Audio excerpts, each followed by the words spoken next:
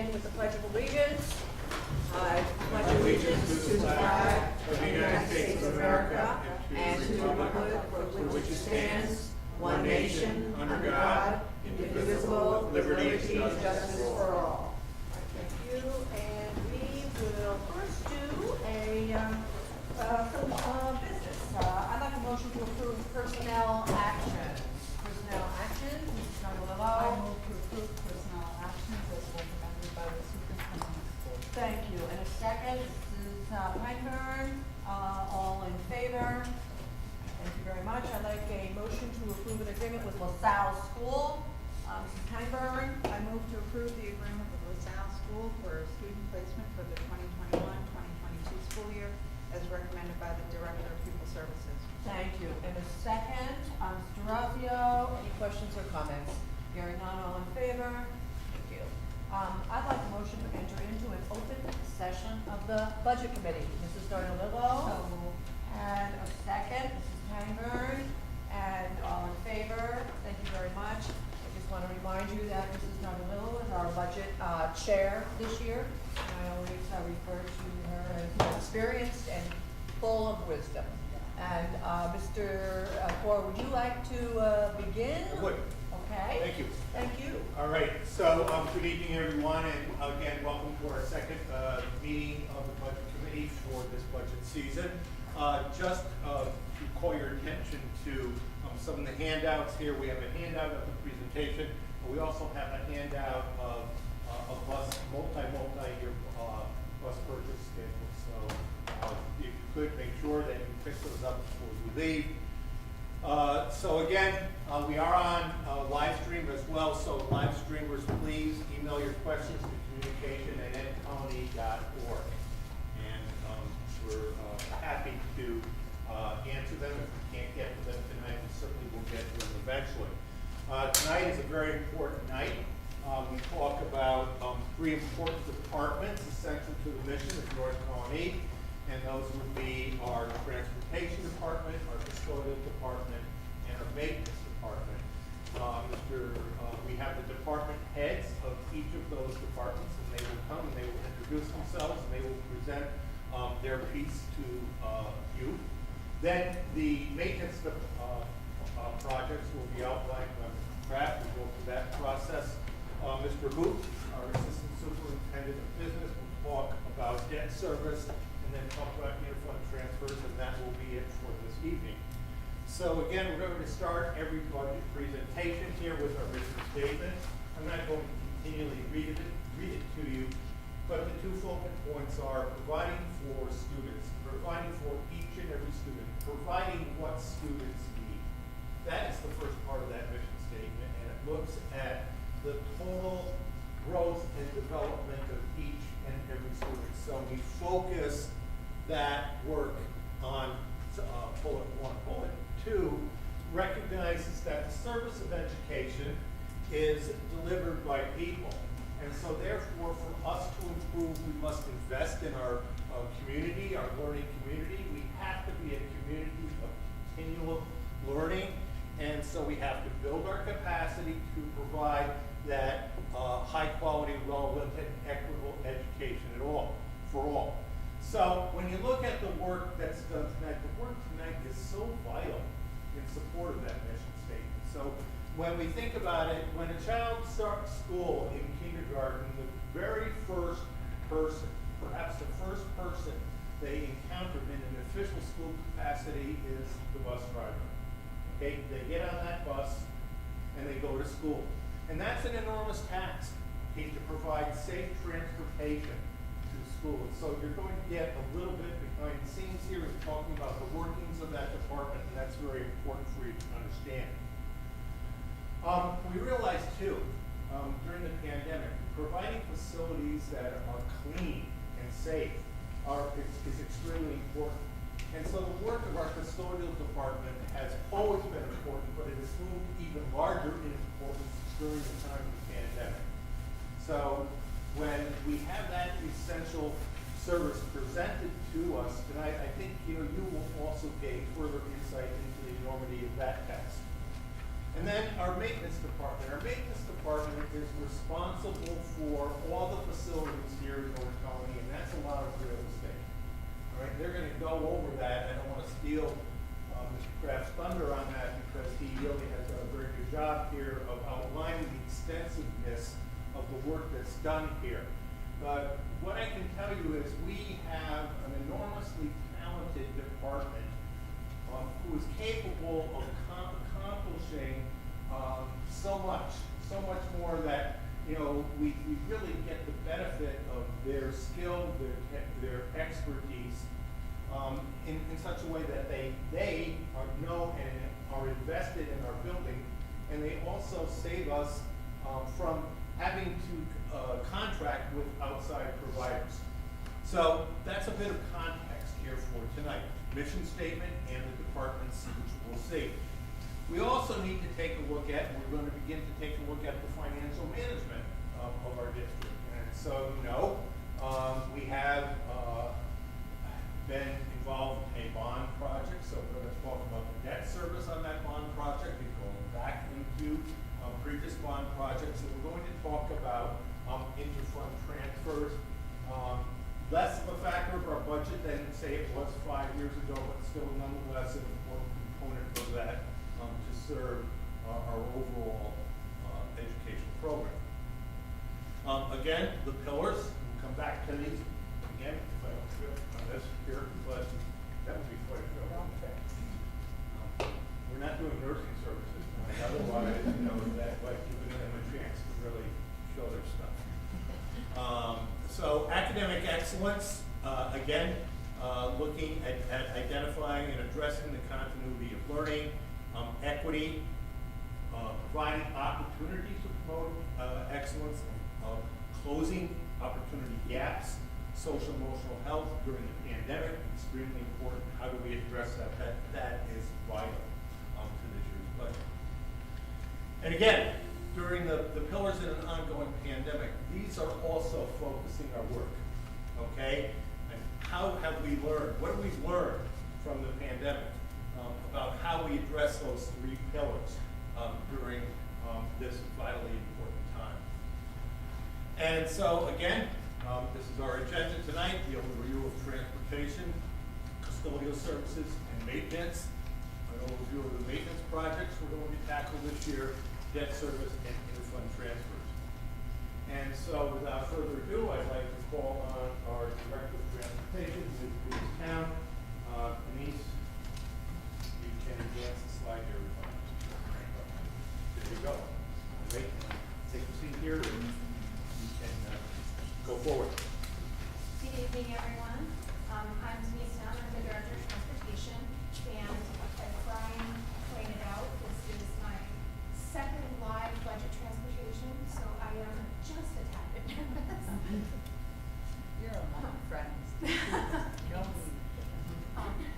And my comedy game is not nearly as good as John's. I guess I need a little work on myself.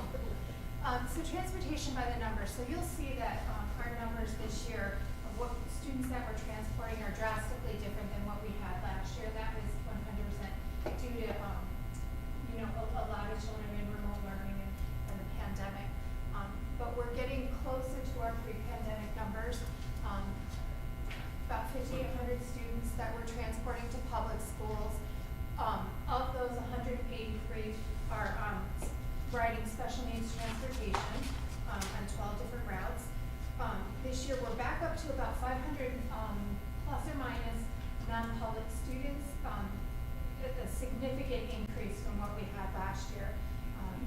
This school year, we started off with 59 home-to-school routes, and we're now down to 54. Currently, we have 61 regular school bus drivers and 12 bus aides. That number from the 61 drivers encompasses our regular home-to-school drivers, as well as a number of substitutes that some may work mornings only, some may work afternoons only, some are every other day. So a combination thereof. And our office structure hasn't changed in the last year. We keep our buses on an average of 11 years. We have an excellent maintenance program, preventative maintenance program. So we really do have excellent quality buses that are on the road. This year, we're proposing replacing 8 buses at a cost of $1,046,701. And these are the buses that we're choosing to replace. So you'll see that some of them are from 2011, some of them are from 2012. One of the factors that we're seeing right now is even if we put in our bus purchase right now today, which we've already put in our bus purchase, the delivery date is a year from now. So it used to be if you placed your bus purchase in January, February, March, you would be seeing a summertime delivery. That delivery has now been pushed out to about a 1-year time frame. So we'll keep those buses that are the 2012 buses. We're not taking any buses off the road until we take delivery of new buses. And we just got, on February 1st, we received delivery of the last 4 buses that we purchased last budget cycle. So it's a very involved process, far more than it used to be. In order to have a good, strong maintenance program, we need to also invest in the equipment that they use. So some of the things that we're asking for is to replace some of the mobile lifts, the lifts that lift the buses up in the air, so the mechanics can work underneath them. The ones that we have in Bay 4 are approximately 20 years old. It's just, the parts are harder and harder to find, and the repairs are more and more costly. We have a new fleet maintenance supervisor who just joined us this past July, and one of the items that he identified that could actually be a pretty significant money saver for us is a battery tester and analyzer. So our previous practice is if their bus doesn't start, put in a new battery. Well, now we would like to test those batteries to make sure that they really do need replacement and not just a good charge. We have a couple of mobile lifts, and we're finding that some of their wireless technology in them is interfering with the Wi-Fi in buildings, so we just need to upgrade some of that stuff. On our mechanic side doors,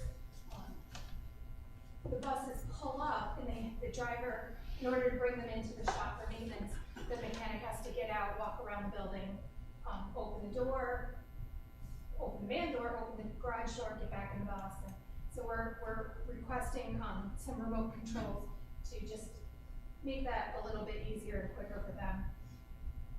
We had a preventative maintenance audit this past year. It was something that we had requested. Is, I'm newer to the department, Paul is newer to the department, and part of that is to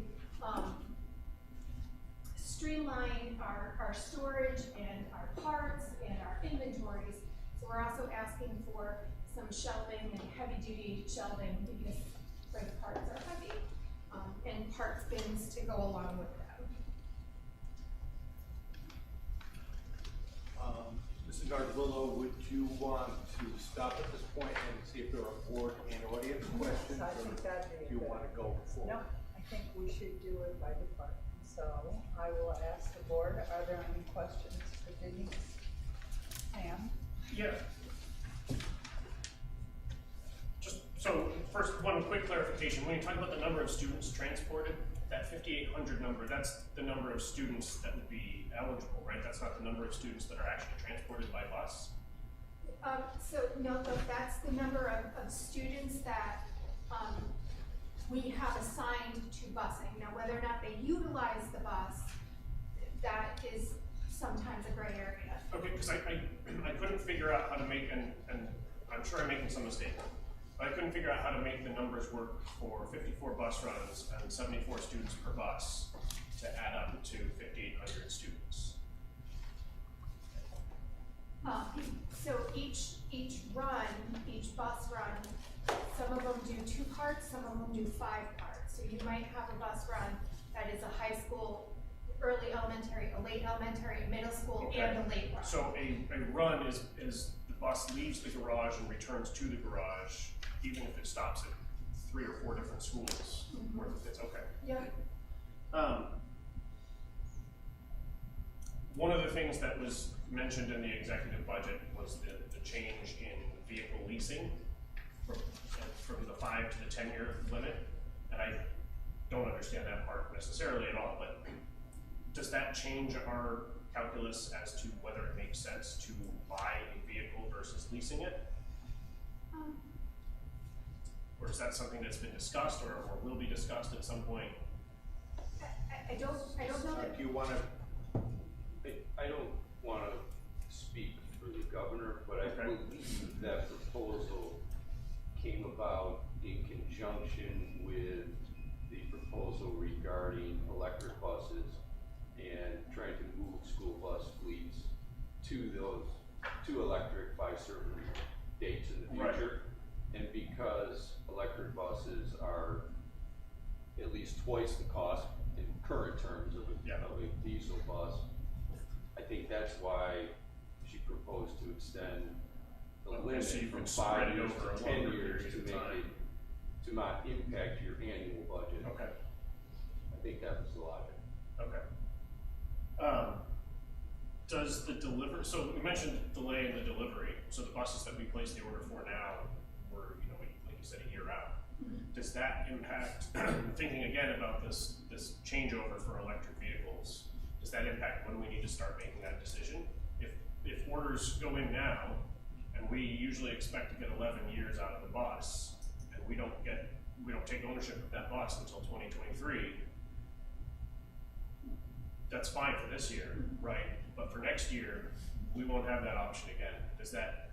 Right, so I think when we finally make the decision that we're going to purchase electric vehicles, we'll have to decide ahead of time how many electric vehicles we would change over our fleet to, and then have to somehow figure out where they're going to go. So. We don't need to address Yeah. that part of it tonight. That's fine. Yes, we'd have to do that 1 to 2 years ahead of time. Okay, so that does mean that this is something that's coming up sooner rather than later in terms of starting to have those discussions. Okay. Are you able to talk at all about the budget for parts and maintenance? I mean, presumably keeping a bus on the road costs quite a bit as well. Does that budget, is that in part of your budget as well, or does that come from somewhere else? And Scott can correct me if I'm wrong, I don't think that we've gone over our parts budget in quite a while because we have such a good preventative maintenance program. I'm just trying to get an idea of how much the parts budget is. We have to get back to you. Okay. we will get back to you, Okay. okay? And then we mentioned last week the rising cost of fuel, and I understand that you have no idea. We really have no idea. Are we able to put like a ballpark figure of how much we're? We did put an estimate in the very first presentation. You remember slide 10? Yeah, it was about There was some 240,000 increase. In the Right, cost so of there fuel. was that estimate, and there was that estimate of the increase, so it's almost a $250 million. Right, so but is that on top of? Obviously, that's on top of what we're already paying now. What are we paying now? So we've been budgeting $270,000 for, in total, for unleaded and diesel. And that's been consistent for, I think, at least 4 years. Right. And we've been fine working within that budget. We're not fine with current pricing. Right. And we don't know where that's going. So that's why we took that 270 and added almost double. Almost 100%, right? And some districts are literally doubling their fuel budgets. Okay. And we anticipate having the same sort of collaborative purchase that we have with this year's shed and some others, right? Correct. So and I think it's also important to note here too that the amount that has been budgeted in previous years, i.e. the last 4 years, was sufficient. Right. And so we were able to actually comfortably have a surplus in that budget during those times. Right. So we don't typically, obviously, the price of fuel is very volatile, And so that is deliberately budgeted high. Okay. We don't want to get to March and say, whoops, boy, I never saw that coming. Right. So what we do here is we will budget generously in that line to account for volatility as best we can. In the last 2 years, are skewed, of course, because we haven't traveled and transported nearly what we would in a normal year. So we've gone back to 18, 19 to the last full normal school year to grab that data Well, we to could look represent. at mileage, right, and come up with an estimate. I don't know if that's the way it's done or not. Yeah, and which equates pretty closely to the gallons used.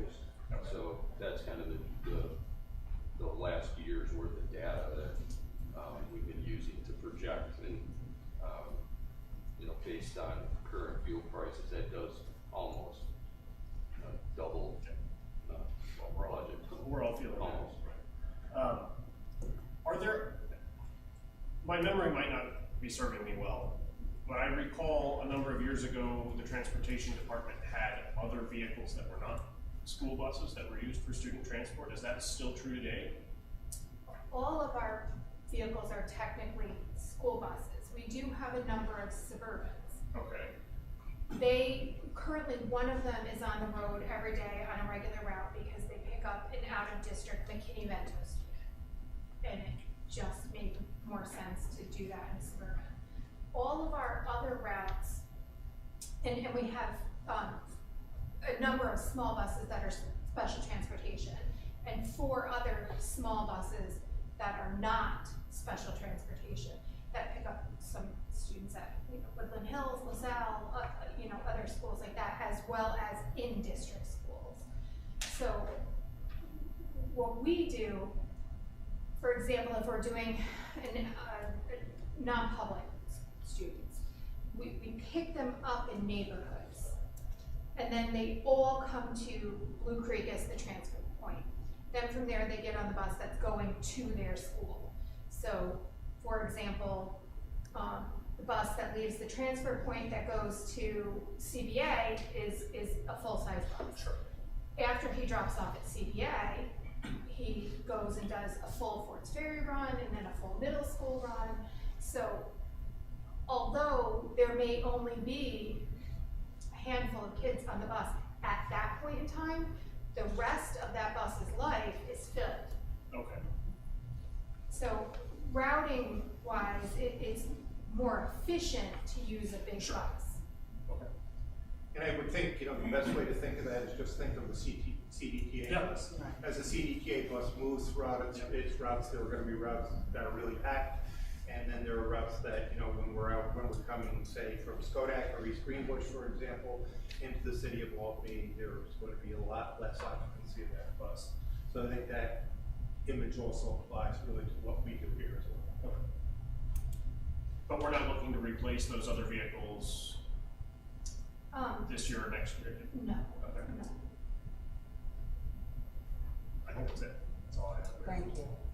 Thank you. I think it's interesting to note too, one would think here, like, for example, with a Suburban or a smaller bus, for some of those smaller routes, the gas mileage savings would be substantial. There's some, but I would not say that it's substantial. In fact, it's surprising how there's not that great a difference between the miles per gallon for a Suburban versus a 74 passenger bus. Sandy, could you maybe enlighten us a little bit on the bus driver situation? Last year there were 71 drivers, this year there's 61. So are we okay with 61? Are you budgeting for 71? What's the number of bus drivers from a budget perspective? So we're trying to keep, for next year, we're trying to stay at that 59 number that we started off the school year with. A regular full-time home to school routes. And then, so you need 59 drivers for that, but then you also need to have substitutes, just like teachers are out, drivers are out.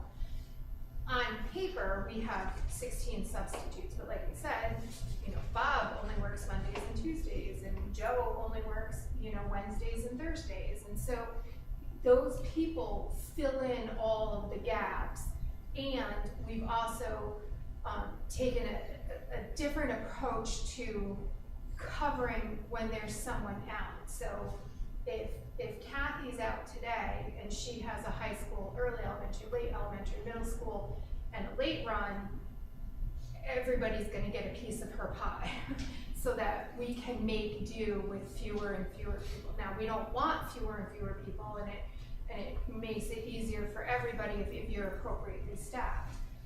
But there's a nationwide driver shortage, so you know, we're doing the best we can. We have a road test tomorrow. We have a road test the next day.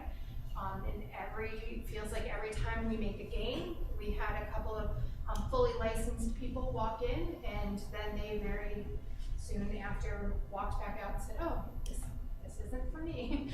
So you were already a school bus driver. I don't know how being a school bus driver isn't for you. And you know, we have some incentives that other school districts don't have, like we have paid training. We allow anybody who's interested to work as a bus aide in the morning and the afternoon and do their training in the middle of the day. We have 6-hour positions. Most other school districts have 4-hour positions, and we're the greatest school district there is. So I don't know why we don't have people beating down our doors. I couldn't wait to work here.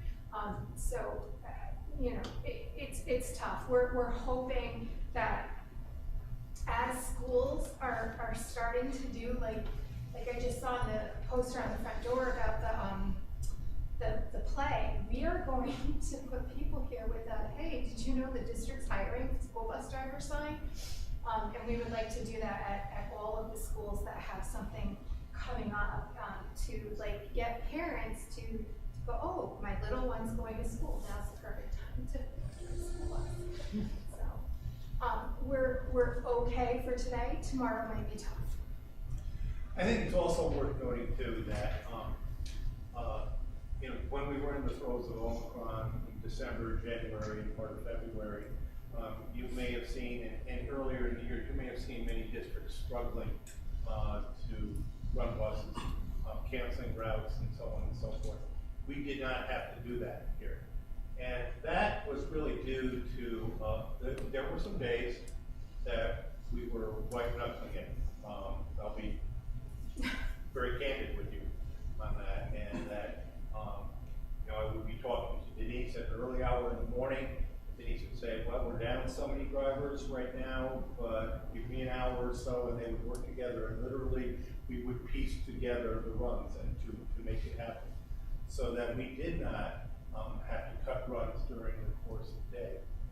We had some backup plans to do that, quite honestly, but we didn't have to come to that point. So I think that is a testimony to the hard work and creativity and the team spirit of our transportation department. Yeah, I want to say thank you for that, because that's huge and very important. So thank you for your creativity and really, really hard work. Yeah, we've got a very strong team in the office, and every day we are like, all right, this is what we have. Like when we all work together and figure it out, because it's not the same from day to day. So we do work hard together. Every single one of us appreciates what you do. Thank you. You have done a phenomenal job in terms of the past 2 years. It's unbelievable. I don't know how you do it, but you do it, and we all feel that way. The entire, you know, there's not one of us. Thank you. We have such gratitude. Any other questions from the Board of Education? I want to ask a question, and if this is not the right forum to answer it, we can move on. Are we paying our drivers enough? We pay comparable to other districts. Is that set by statute or is that by contract? It's by contract, and up until recently, we were one of the higher paid districts, and then we snuck in and found out what we were paying and upped it just a little bit. Do we need to rediscuss that? Yes. I don't know if this is the right forum. I don't think this I is would the say right forum. this is not the right forum, but it's a topic that we will address. Yeah. Any other questions from the Board of Education? Okay, we'll open questions up to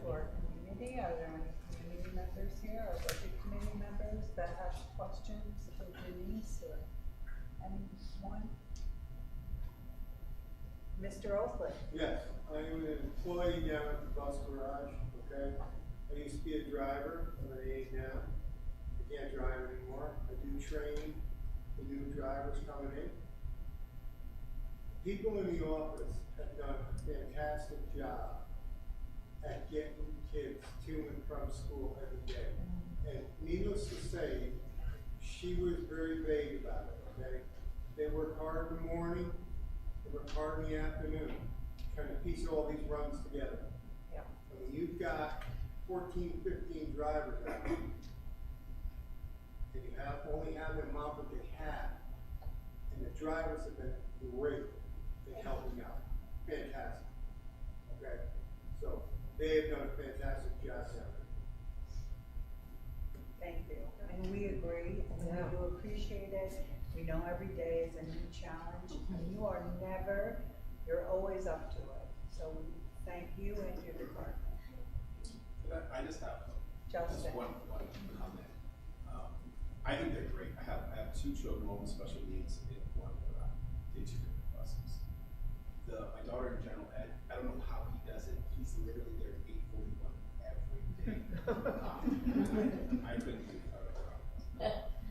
The only thing I would, if this is even possible, suggest is I think if a bus runs more than 15 minutes late, this school district is great at communication, emails, texts. I'm old enough to remember sitting by television or radio to see if schools supposed to be closed. But it has to be a domino, right? So if they're 20 minutes late because they're early in school, then the next stop is also at super late 20 minutes late. So I pass the bus on to that my son takes, pass it work sometimes. And I realized, okay, so I didn't know they were late, but I sat there for quite a while. Now again, this is a special needs bus, so I understand that there's different obligations which are not a bus. But I still think there should be some kind of communication to parents so that we know the bus is not coming.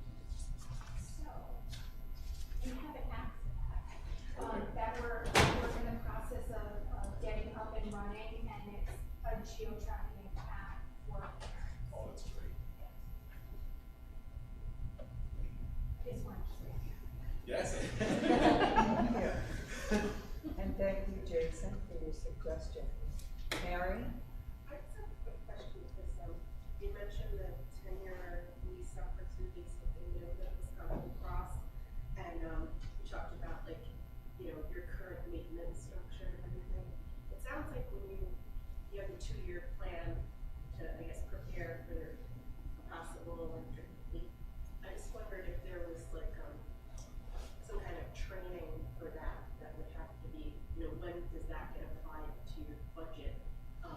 Preparing for that. So looking at what that type of lead, what kind of training you need to prepare for those decisions. So, the training for when you're, implementing an electric vehicle is provided at no cost to the purchasing district through the vendor. And it would be, there would be a series of classes starting several months before delivery. Any other questions for Denise? Denise, thank you. You do a great job. You did a great job tonight. We appreciate everything you're doing. Thank you.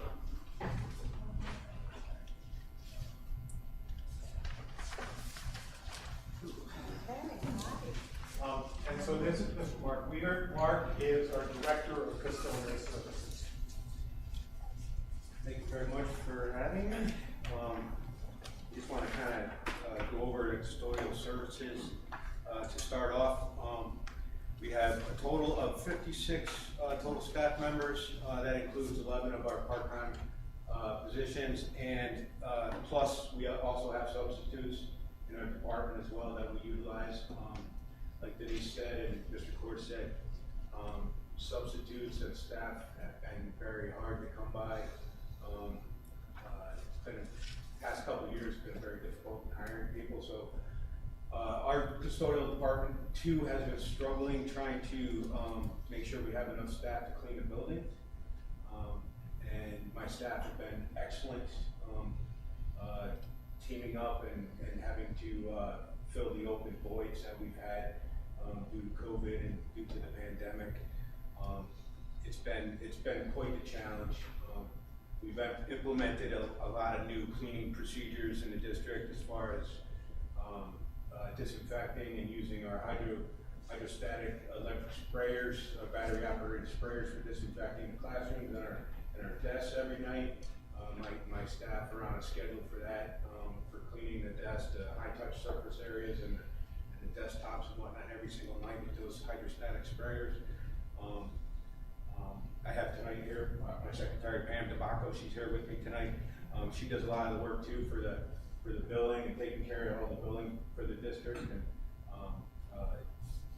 we also have a district courier, which delivers one district courier for the district who delivers all the mail and all the supplies, cleaning supplies to the schools. He also delivers food. This year alone, just this year's not even over. He's received a total of 1,263 tickets for delivery requests this year. So we have a program in place where people, if they want to have a delivery from one building to another, they just simply go online. Julie Scriven has set this up for us where they can order a delivery ticket and have boxes delivered from one school to another. This includes our private schools as well. So Rick Turpening is our courier. He's a very busy person. He also delivers all of our cleaning supplies, our PPE supplies throughout the district. And just to give you an idea of some of the PPE that he's delivered, just this year, we're face masks alone, like adult face masks, we've delivered almost 72,000 masks to the school. The children's masks, we've delivered about 54,000 masks to the schools. Our special KN95 masks, over almost 15,000. So there's a lot of PPE that's been delivered through this pandemic, and there's a lot of work that's been done with Pam DeBacco organizing the PPE deliveries and the gloves to the nurses and the supplies and whatnot. So we've been very busy these past couple of years.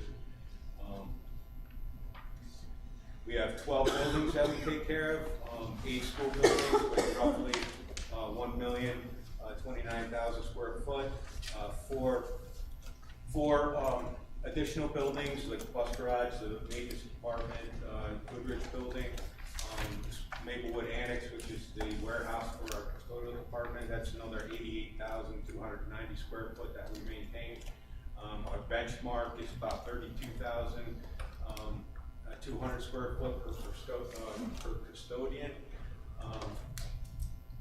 On average, a custodial worker, a 1.0 FTE cleans about 28,000 to 31,000, maybe a little bit more now, about 32,000 square foot per person per night. There's a lot for us to do every night. We don't not only do. I consider our department to be a key department, not only because we hold the keys to the district, but we do have a lot of work to do. We do snow removal, we do grounds work, we do setups for the meetings like this, we do the breakdowns, we do setups for sporting events and breakdowns for sporting events. So we're a very, very busy team.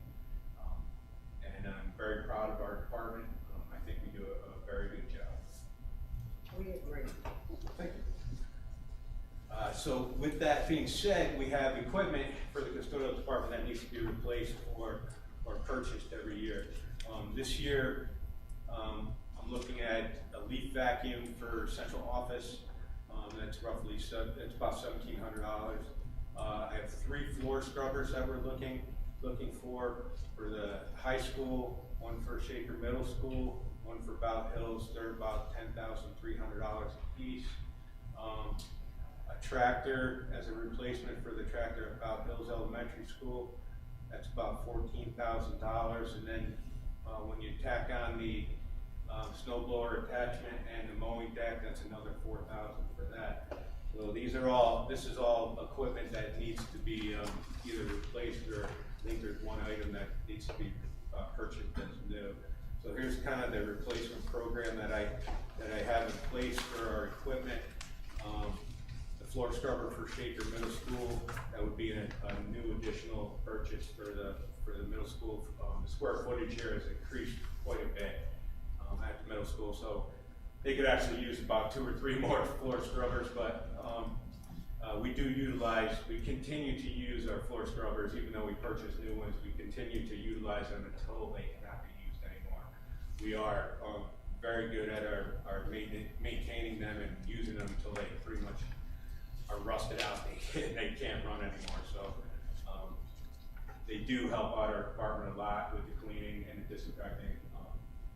The tractor for Bob Hills is still in fair condition, but it has some wear and tear, which we're going to see some significant degrading of that tractor in the next this year. Actually, we saw some of that, and the price for maintenance for tractors and stuff like that continue to rise. So it's probably better off putting that up for auction and getting them a new one and replacing it with a higher end one. Especially with the snow removal, we use those tractors for that as well. So I'm looking at $50,600 total for our 22-23 budget, the upcoming budget for equipment. Next year, I didn't go too far out on the replacement plan because prices, as you know, are just increasing, and it's very hard to kind of guesstimate the price of equipment nowadays. But for Shaker High School, we're looking at the replacement of a tractor, an old Kubota tractor that we utilize for snow removal, and that's the 23-24 budget. That's going to be a pretty costly piece of equipment there. I think Brian Kraft has a few Kubotas that they had purchased a few years back for the maintenance department, and they seem to be working pretty good. And that's something that I think we need on campus at the high school, a heavier duty machine at that location. And that's pretty much all I have for tonight. Thank you, Brian. Or Mark, I'm sorry, I know when I have your name. Are there any questions from the board that for Brian or Mark?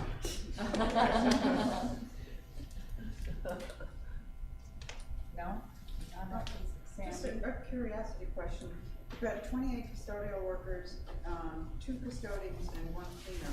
Are the custodians and cleaners, are those legacy titles? What's the difference? I have 1 cleaner at Shaker High School that's full-time title as a cleaner. I have custodial workers, they're full-time employees. I have custodians, which is a different civil service title. So, do they do different work? they have different job responsibilities. Most of the custodians in the school district are lead custodians. They have the lead title. Or you have 2 custodians? I have 1 supervisor at Shaker High School, supervising custodian. He has a different role. He's in charge of a larger group of people. So he plays a different role. Most of the custodians the full-time employees with custodian titles are lead custodians, so they're in charge of either the day lead or the night lead. And the custodial workers are the workforce. And cleaners, there's part-time cleaners and there's one full-time cleaner. Okay. Mark, thank you so much. Do we have any questions from our community from Mark? We appreciate your work, and we know you've had a lot to do during this pandemic, and you've done a really great job, and we are grateful for that, so thank you. Thank you. Played a big role in keeping our kids as healthy and our staff as healthy as possible. And we know how serious you took all of that, so really, each of us on the board feels that way. Thank you. Yeah, great job. Now, Brian.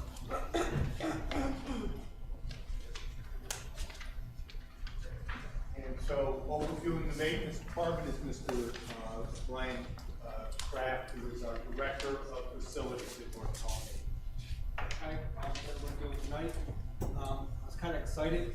I knew we were coming to the middle school. Last time we were asked to fix the front of the stage, and I realized we had the extension down. These kids did a wonderful job, believe me, so. Well, I'll have to come back and look at it. So I guess we're going right into our vehicle replacement. There's our primary equipment. We're looking to replace the 2003 International dump truck at an estimated cost of $175,000. That is our large plow truck. Will plow us through any storm, open the road, get us going. It handles an awful lot of salt, has a big capacity for salt, which is nice because the town doesn't always salt on the same schedule we salt, so sometimes they don't have a guy there to load this, so we try to have that on hand. It's a 2003, so it's almost 20 years old by the time we get it. Written down how often? Have you ever snowstorm? Yeah, I So- saw that yesterday. Yes, so that's the only, we usually get asked for 2 vehicles, a little lower cost, but, I really think this is time for this to make sure we can plow and salt properly. And then mechanical equipment replacements, usually have a $25,000 yearly request for that. That's been working out very well. We do air handlers, we do rooftop units, we do large pumps and stuff, so we don't fall too far behind waiting for a big project on that. We're doing pretty much all rooftops, but the new grant that's got wrapped for us is kind of taking care of that, so just address some other items. Then we're looking to get a saw stop table saw for a carpenter shop at $6,500. This saw will stop automatically from having contact with the skin. Only really causes a tiny nick. It's really pretty cool. We were thinking of buying it, and unfortunately had a very serious accident this past year with our own saw. So it's from, I don't know, it's at least 23 years old. So we would very much like to get that so we don't have anyone else in the hospital with a finger issue. Probably take that above anything else. This is just explaining our department a little bit. The director of facilities, Alan Levitas is the assistant director. Sarah is in our office taking care of everything, making things run. We have 21 total maintenance workers. We're working plumbing, electrical, carpentry, grounds work, anything, really, hanging boards. 4 of the 21 are now ground workers, groundsmen, and 2 open positions that are being filled. And thank you very much for that. We've been asking for that for 3-4 years to try to build that up so we can take care of the playgrounds and take care of the trucks. And I think we're going to do that this year much better. So that's something we're excited about to be able to deal with that situation nicely. Get the garbage up where it should be. So this is the overview, similar to what Mark had. We have 13 buildings with over 1 million square feet there. And I will say, when I came here, I said, what's 2 more schools? I forgot the extra buildings. So anyways, we have basically 30 boilers, hot water and steam. There's over 75 large commercial heating and air conditioning units that we maintain. District-wide, there's over 3,000 doors.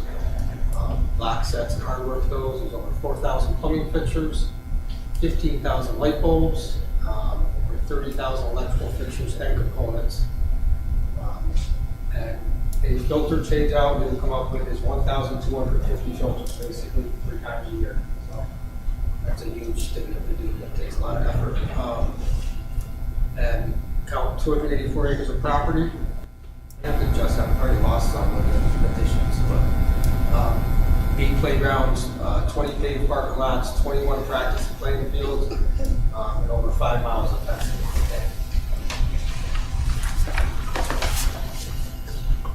So this is the overview of our equipment that we have. We have 20 vehicles, service trucks, vans,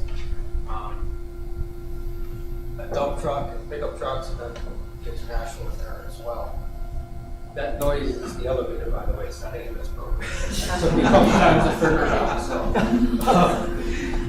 Sorry about that.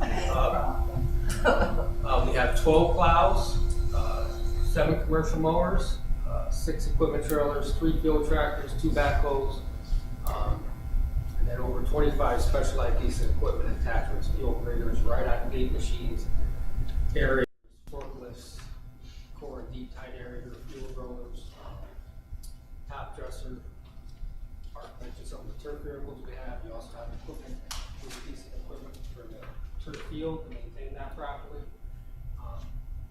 So that's that. This is our vehicle replacement plan, which I showed we tried to replace 2003 this year. I've brought a few years. Next year, I just kind of had this penciled in, by the way, but we have a 2006, a 2008, and a 2008. That would be next. After that would be 2010 and another 2008. We tend to replace our vehicles not by mileage, but by rot. Hopefully drive, go to the building and work. Hopefully, if my vehicle is up for replacement, I get 65,000 on it, but it's getting in the shop at this point. So it's not mileage, it's just age and wear out. So, but this will be reevaluated. It was kind of readjusted this year. We paused and kind of began it, and we're going to let him take his time and look at the vehicles and get a good idea. And next year, it may be all jostled around because I'd rather have his opinion on what we replace and don't replace, what's affecting them more than us. So,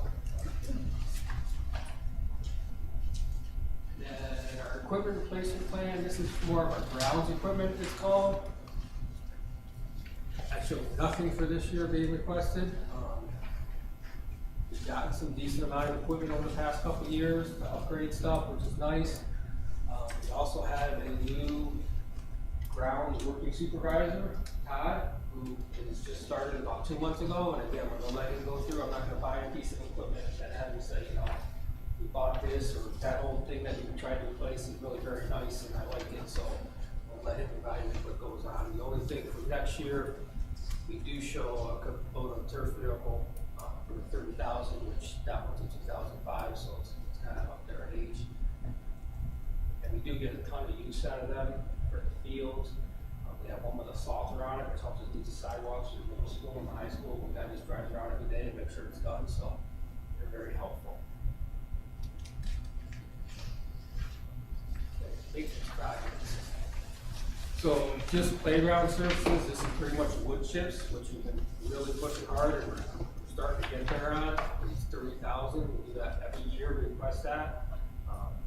The wood chips, they just degrade over time, the kids kick them out from the bin, it's constant, they have to be at a certain level so they don't get sued if the kid falls.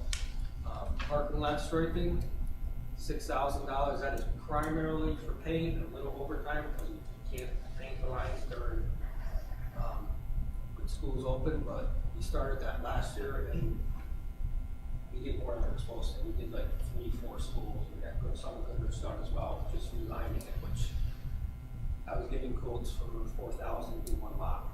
So it's helped a lot. We bought the machine last year. Window blind replacement, we're asking for $40,000 this year. I think the next slide has a little more on that, but that's been a very successful program since we instituted that about 3 years ago. Small abatement projects is $25,000. We just ask for that. If something comes up in the classroom or something that's urgent, we have the money set aside so nobody can handle it and get it taken care of. And other requirements, this year we have to do Alan does all our safety stuff, and he has to update the spill prevention control and countermeasure plan, which has to deal with if we were to have something like, you know, something go in our shop or transportation or a spill outside, how it's all done. It's just a reevaluation to making sure it's required by the EPA. So that's why that's out there. It's not a year, I think it's every 5 years. So I wanted to put this up there just to discuss the yearly request program because there's some more coming up that I want to make it to kind of like a yearly request if we can.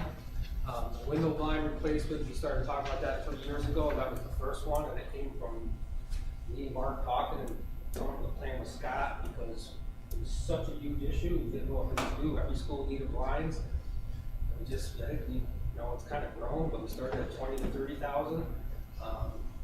This year, we'll complete Mason Ridge, Goodrich, and more rings in the high school. We try to get a little bit of high school every time. Next year, we will complete Loudonville, Ports Ferry, continue the high school, and I skipped the first one, but so the middle school is completed with help of the project, and then we took care of the other big rooms as well. Belt Hills, Blue Creek, and Southgate are already complete. So outside of finishing up the high school, we're pretty much done, and that was like a monumental task of how we're going to do this and how much money we're going to come up with. For 30, 40,000 a year, we've kind of taken over, and now hopefully we'll go back into that maintenance side of it. Bringing it back down and just replacing smaller sections or where the bad ones come up. So LED parking lots was one. I think we did this over 2 years. All the parking lights owned by the district has converted to LED lighting, and then just, you know, that is Shaker High School. Couldn't count the middle school because that was done by the project, but Shaker High School, Basin Ridge, and Loudonville, because all the rest are from National Grid. But the cost of the district was up front was $6,000. We got a $3,800 rebate, and so our net cost was $2,125. Our yearly energy savings was a few $1,000. So that's we're not changing lights every year. That's the other benefit of that. So that is why we like to take little chunks and try to stay on top of it as we go. So this is maintenance projects continue. By the way, I did ask if I put too many on, and I was told no. So, but these are things that I kind of would like to turn into, like the gym wall pads. We'd like to do the middle school, new and old, for $30,000. That's something that we would like to start looking at doing yearly, each gym. You know, if you do an elementary school, we're going to cost that, but we're going to need to do the wall pads. And to do them all at once is expensive, but it's an easy little project. Gym floor refinishing, we'd like to do the middle school, new and old, for $70,000 this year. We both really need it, especially the old gym. I think with the planning, we'll be able to get the old gym in there. Maybe look at another school if we get there, but that's something where Belt Hills was done because of the fire, it came out beautiful.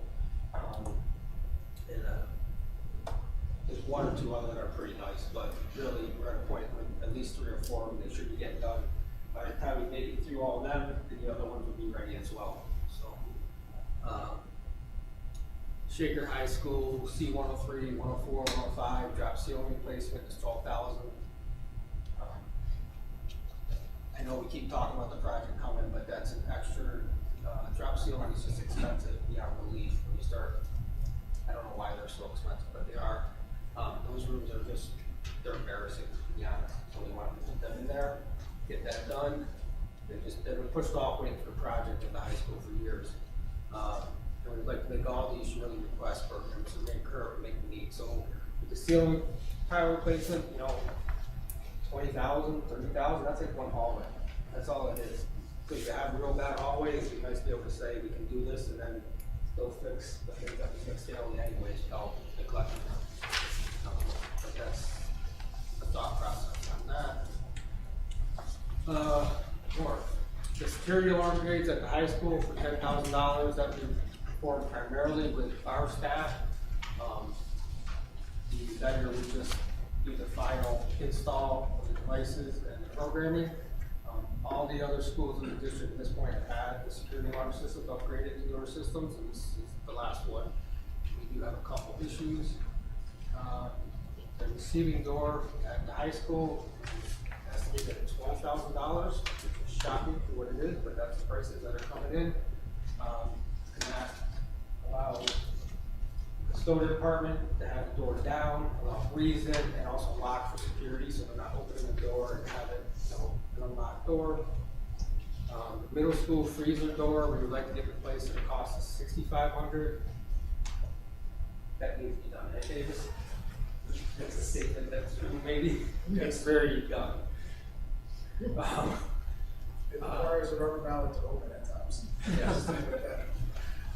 So, Ports Ferry, moving the tennis courts. Right, $20,000 written there. I'm guessing just a little bit. It'll be done by our in-house staff. We'll remove all the fencing, the blacktop, enough stone underneath. You get topsoil in, and plant grass seed and probably some split rail wood fencing around it to kind of create a barrier. That's one of my personal projects that some people are tired of hearing me talk about. But it needs to look a lot nicer, and this will allow us to, when we come upon a project, we want to make it into what everyone wants to make it, it's ready for it. So we don't have to wait 5-10 years to get there. And then big crawl space abatement at $80,000. That 2 years ago? 2 years ago? Last 2 years ago, we had to do the one side because we had a steam leak and we couldn't get at the steam pipe to do it, so we had to abate that. We would like to finish the other 2 sections so we can get at the older piping there as well. And then one section in our PCS, we noticed some deteriorating concrete that we have to get at for repair. And just, you can't do it without completed, so you get in there for it. So that would be a goal. In that crawl space, all the heating pipes, all the plumbing pipes, drain and water supply run through it, so. Not me. Thank you. Questions from the board? Sandy? Yeah, what's the total on the maintenance projects? $362,000. Thank you. And by abatement, is that asbestos related? Asbestos digging. Okay, all right, it's not just digging out and getting in, because we have to. And what do you do with the old, like the international? Does that get auctioned off? Yeah, it gets auctioned off, yes. Everything that we buy goes away, it gets auctioned off. Any other questions? I think. Yes. Sam. The mechanical equipment requests, you mentioned sort of a generic category. Do you decide what gets replaced based on what seems to need maintenance through the year? And that's just kind of to make sure that you have the money in the budget to deal with those problems when they crop up? So we're talking about like roof units and things like that? Or is there a maintenance schedule and that's just sort of a placeholder? So we are readjusting because of the grant for the rooftop units, but if I had to readjust, rooftop units were a primary thing that were very easy hits for us to do. Call a contractor, the isoprene, he lifts it off, puts a new one on, and they're very old. So the 2 that we're just putting up for bid to go on the grant, they say 1977 rooftop units, so that's why we're attacking them. And then, so now we would look at maybe older pumps, older unit heaters, some of the things that we can get at that just, it's kind of the idea of going after some of the stuff you're constantly fixing, instead of trying to fix it 5-6 times a year with old parts that are available and that type of stuff, but trying to get it to the point where it runs better for people. So that's the concept, but the plan is adjusting as of 2 weeks ago to the idea that the grants will take care of some of that. Okay.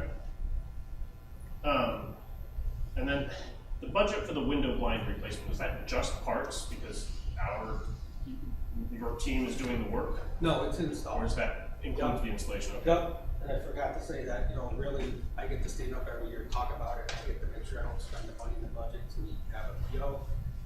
But Mark does so much of the work on this. He gets the contractors in and pay them to do the bid. He organizes it. I call him every year, we kind of talk and say, we did this and this, we're gonna say phase, and where we're going, but really, the legwork is done by Mark himself. Okay. And then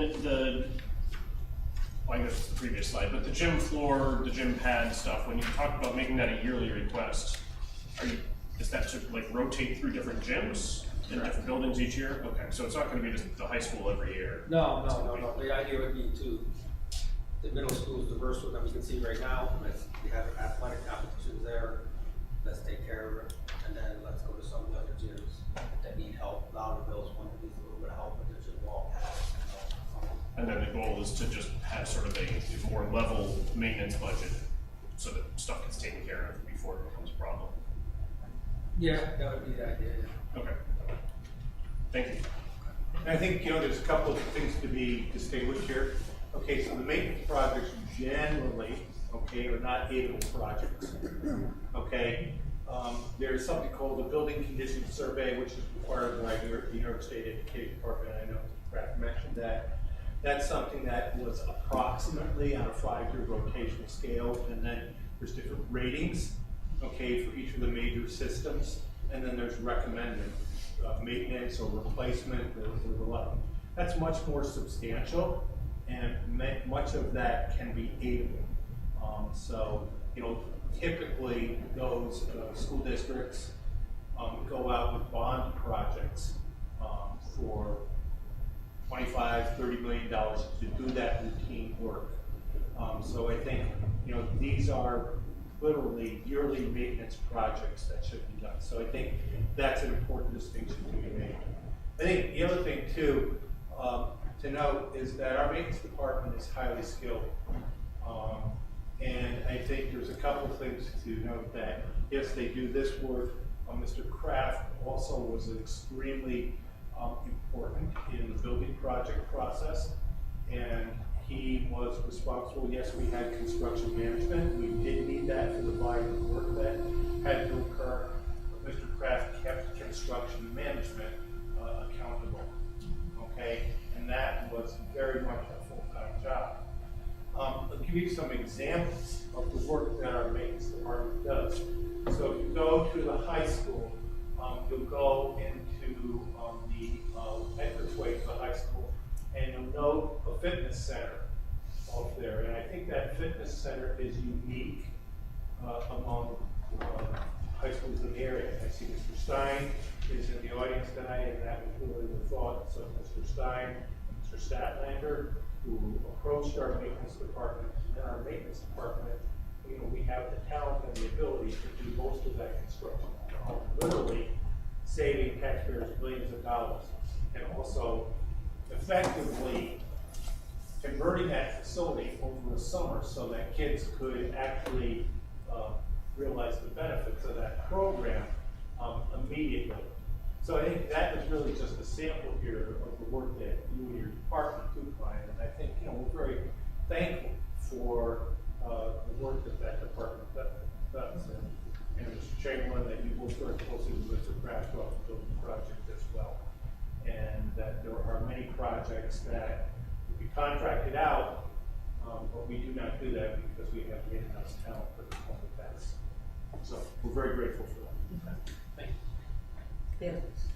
It's great. So, did we ask if there are audience questions? Yes. Go right Yeah, I just have some questions. Mr. Kraft also writes the same thing, even though we do. And I'm glad that Dr. Cora mentioned it because it's all very thankful for it. I had some questions just because I'm not familiar with how we attain equipment. So I wasn't sure if in the values that you show here, the salvage value is reflected in these costs, or if we accommodate that in some other line item of the budget. But right now, given supply and demand issues, the salvage value is actually up on things. So I wasn't sure if that's reflected somewhere, or if we just assume a percentage, or how do we budget? I just showed what I think the cost of the vehicles would be. Yes, so we can repeat the question. The question had to do with we're taking vehicles and we're taking equipment out of circulation. What is the salvage value of that, and where do we capture that? So I will turn it over to my colleague, Mr. Hoop, who will tell you exactly where we get that. So that actually shows up in the revenue side of the budget. So we have a budget line in revenue to accommodate the sale of school buses, the sale of surplus vehicles, surplus heavy equipment, surplus copiers, surplus anything that we can put on out on the auction site and generate some revenue from selling. Great. And I'm not familiar with how we attain equipment and vehicles to ensure competitive bids.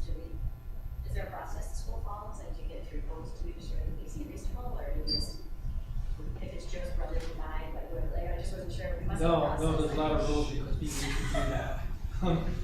So there's actually Pam helps with the actual truck purchases, and there's state contract, but the different dealers will bid against that, so we get the best pricing. And then for a lot of the smaller equipment, there's state contracts, and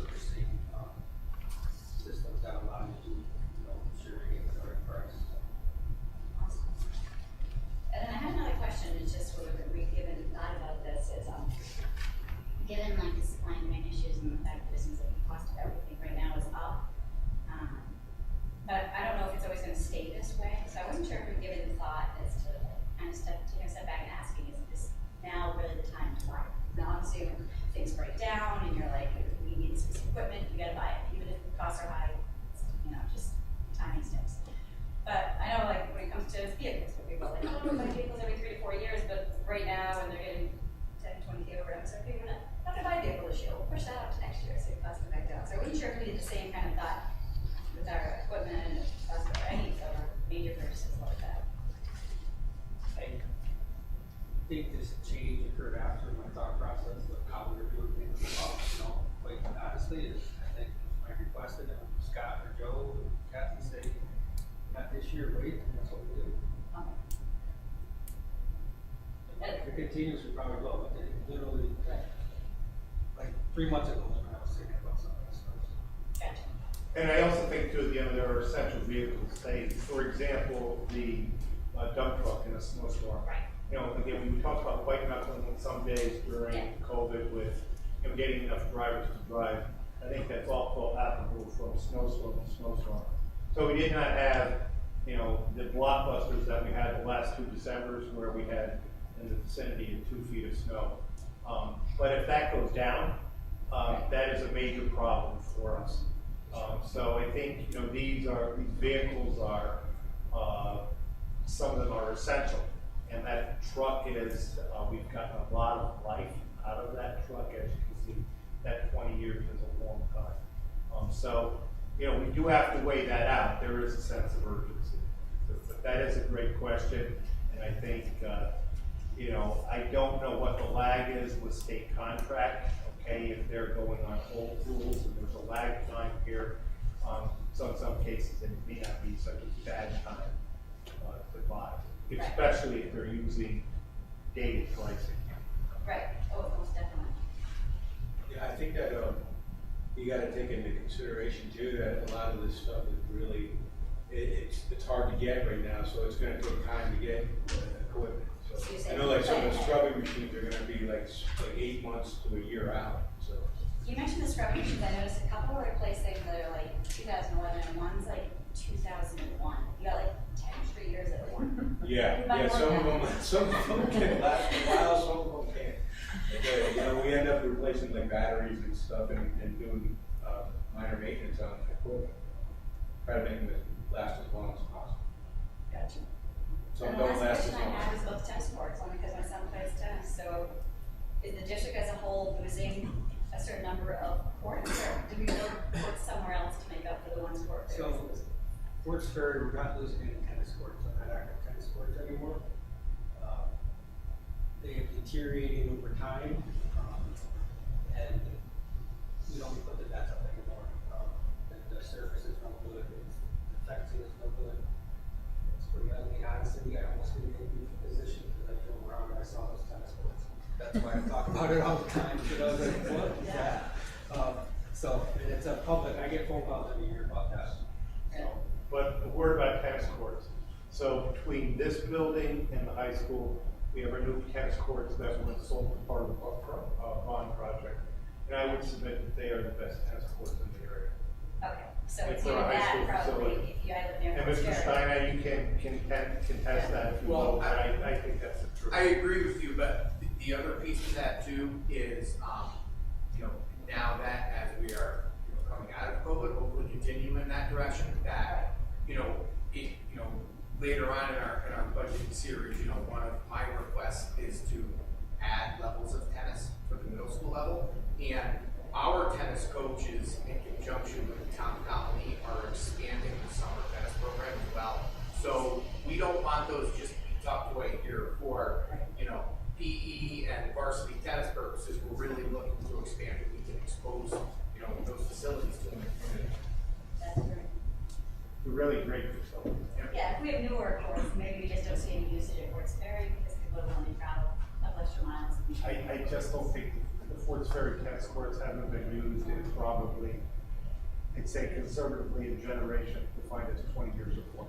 Is there a drainage issue there too, isn't it like stuff? yeah, it used to be my skating. They have some bus Oh, so they can do grass courts. Yeah, I mean, and the plan is just to take them down to the ground, and then there's all kinds of ideas what people want to do, outdoor gym space, maneuver course, whatever, parking, but just to get it to the point where you don't have to look at them much longer, just have a range to go there and get there. That's a great sport, though. We want to support our past. Absolutely. Other questions from the community? Yes, Denise? I'd just like to say publicly thank you to Brian and his crew. Bus Garage lost power last week and we were out for over 30 hours. And we, his team, the buildings and grounds guys, opened 26 doors manually for us at 5 in the morning so that we didn't have a delay or a school closure last week. And they are always a phone call away. Mark's crews are a phone call away, so they are super supportive. So I just wanted to say publicly thank you for that. And I think it is really great that your departments work so well together, because it seems that everybody helps everybody else in whatever it is they're doing. And Brian, your work throughout this district, your projects that you've accomplished saved us tons of money, because you have a staff that's able to do so many things that we don't have to go out to get. So we appreciate all of your work. We share that.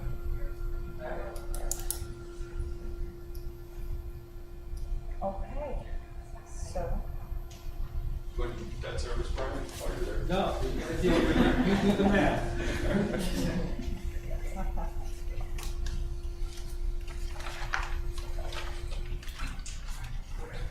We saved the best for last.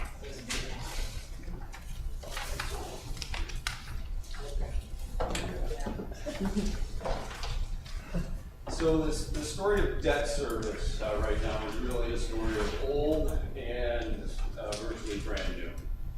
So there is one old issue from 2001, and that will go away after this upcoming 22-23 school year. So that'll drop about $2.4 million off of the debt service bottom line. And that will leave only debt regarding the current and substantially complete and soon to be completely complete $106 million project. So we went to market last July with $73.94 million of bonds. So that went to permanent financing. So that's really mortgaging the project. Leading up to that period of time, we were using short-term annual financing, which are called bond anticipation notes. So 1-year notes to create enough cash on hand to be able to pay the contractors and fund the project. So from 2018 to 2021, so we went out with annual bond anticipation notes. And given the condition of the financial markets through that period of time, the financing costs were extremely low from an interest rate perspective, from 1% and below 1% during that period of time. So when we come up to, we get to the end of the school year, project is substantially complete. We do the math, and where did we come out in the project? Did we spend $106 million? Did we spend something less than that? So excuse me, right now we're projecting that we are going to come in at $104 million on the project. So at 2.3 under budget, that's great.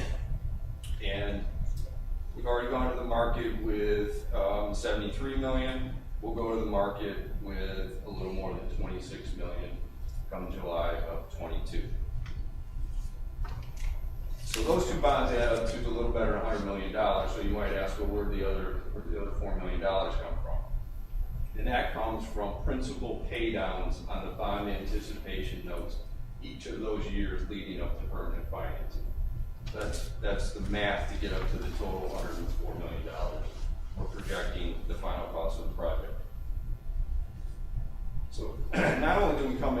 budget and complete the project successfully over the course of time from when the project was first proposed to where we are now. Our building aid ratios have improved. What does that mean? So like every state aid formula that is in existence, it's enormously complex.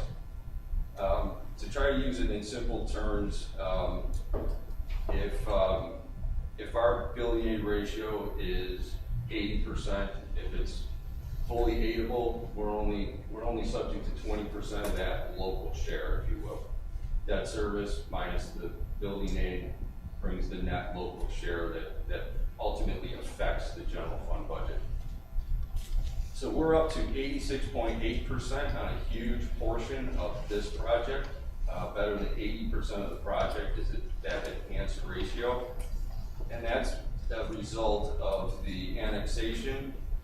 Not only was there cash, if you will, specific state aid associated with the annexation, there's also an enhanced building aid ratio that accompanies that annexation. So that's what contributed to a much higher aid ratio on this $106 million or $104 million project. The smaller piece of the project is still at a nice aid ratio of 66.8%. Those aid ratios change every year. The formula is complex. There's a lot of factors that go into it, but still healthier aid ratios, creating a lower net local share than what was originally thought and projected if we go back about 5 years at this point.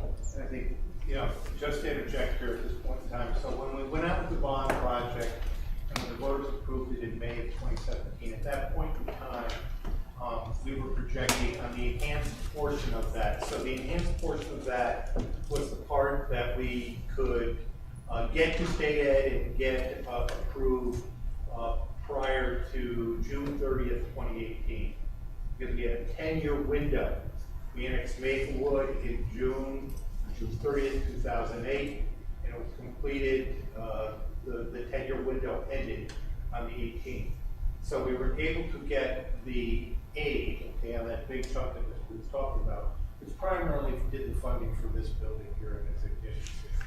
The good news is, at that point in time, when we advertised that to the public, the enhanced aid ratio was around, ballpark it at 70%. Subsequently, the reevaluation has gone up to 86%. And you're still paying for it, but you're paying for it as part of a larger tax entity, the state of New York, rather than a resident of the town of North Colony. So that's the good news that we have there. Correspondingly, okay, the part that we couldn't get to, was not feasible, was not logistically possible to get done prior to June 30th, 2018. The other part of the building project, the unenhanced, if you will. At that time, the unenhanced aid ratio was around 49–50%. Okay, so for it to go up into the upper 60s like it is now is also good news as well. So the state portion of that has been enhanced because of the formula, and the formula has changed. That formula change is a result of need. That formula change is a result of increased student population and so on. So I think these are good news, pieces of good news here, giving you a little more historical perspective when we look at debt service there. And so, Corrado, check. Thanks. So this is a spreadsheet that depicts the past couple of years. We go into 22-23 and then 23-24. So you can see that last piece falling off after the 22-23 budget, the $2,403,800. And what's turned out to be quite nice about this from a budgeting perspective is how the old debt dropping off and all of the new debt coming on kind of dovetails nicely with that old piece dropping off. So it does not have a significantly dramatic impact on budgeting year to year. So you can see it does jump from 6.1 to about 8.5 million, 21-22 to 22-23. not an insignificant number. However, because building aid is kicking in on the project, on the revenue side of the equation, it brings the net local share down to, going into this year, of about $500,000. So, and that's very nice, the way this is all kind of dovetailed together. And then we go 23, 24, we go out another year, and then we drop down in debt service to about 7.4 million. And then that's the amount we will live with throughout the rest of the amortization period. And you see that the last piece is projected because we don't know exactly what the interest rate will be until we get to market towards the end of this school year, and actually put the permanent financing in place in July. I will say also that the 73.94 that went to market last year, that went to market and that came in at a 2.0% great rate, in part because it's a large bond issue. The market likes large bond issues, and we have an excellent bond rating, which contributes to good interest rates, which also helps when you're looking at what we're paying interest, what our debt service is, versus what the building aid is. That also helps to lower the net local share.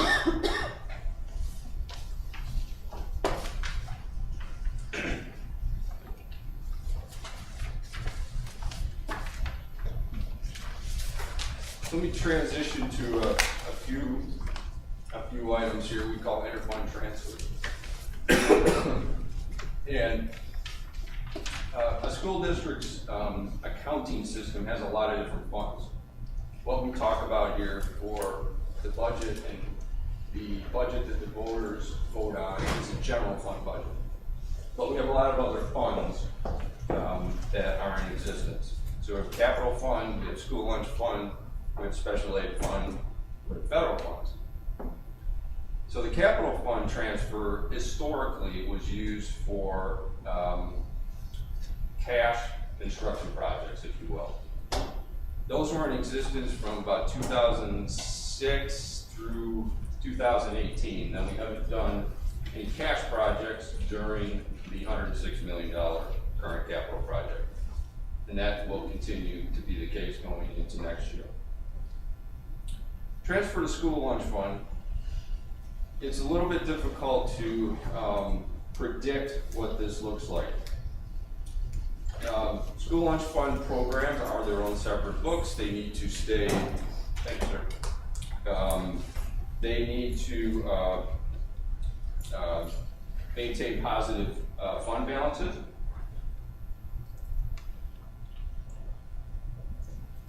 So if they should fall negative, the general fund needs to make up that deficit. Now, during COVID, all school lunch funds took a beating. They went down and showed losses that were enormously significant. So this current year, we had budgeted $250,000 to bring the school lunch fund whole. However, what happened during this past year, excuse me,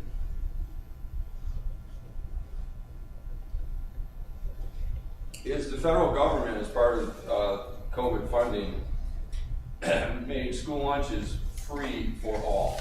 So the reimbursement rates provided allowed the school lunch fund, not only in better times this past year, to sell a lot of breakfast and a lot of lunch.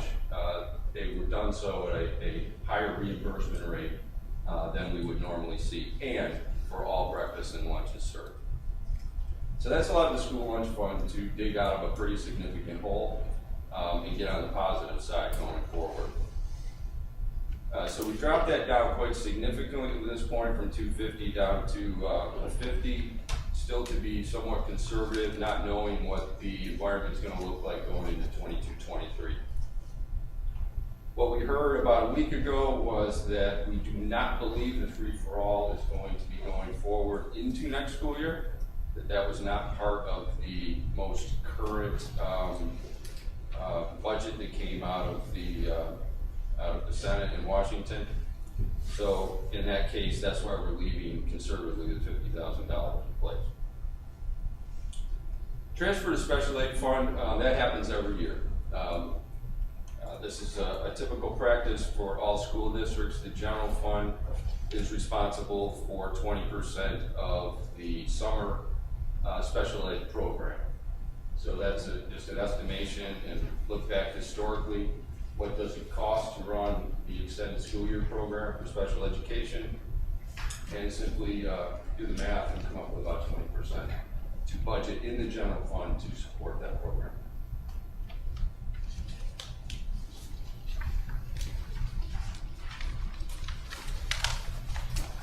Thank you, Scott.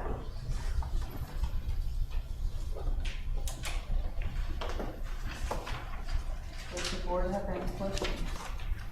Scott, at this time? How about our community? Any questions from the students?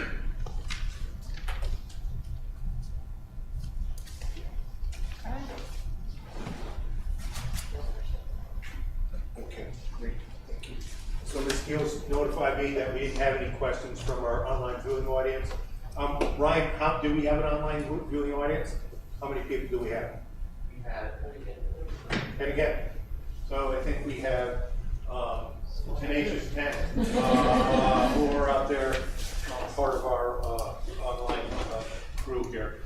So, thank you very much, everybody, for coming out and supporting us this evening. It's great to hear from our department heads and to hear from departments that support provide services education so diligently. So next week we will be having our presentation focusing on instructional technology and technology equipment and smart school bond act. So that will be our focus here on March 21. Again, I want to thank you all for coming out this weekend, but this evening, greatly appreciated. And again, thank you for your support of our schools. Have a good evening. Thank you, everyone. Thank you, Mr. Cardillo, and thank you, Mr. Kaur, and I will make a motion to return to special session and adjourn. Mrs. Cardillo, I'll take a second. Mrs. Heinberg, all in favor? Thank you very much. Thank you.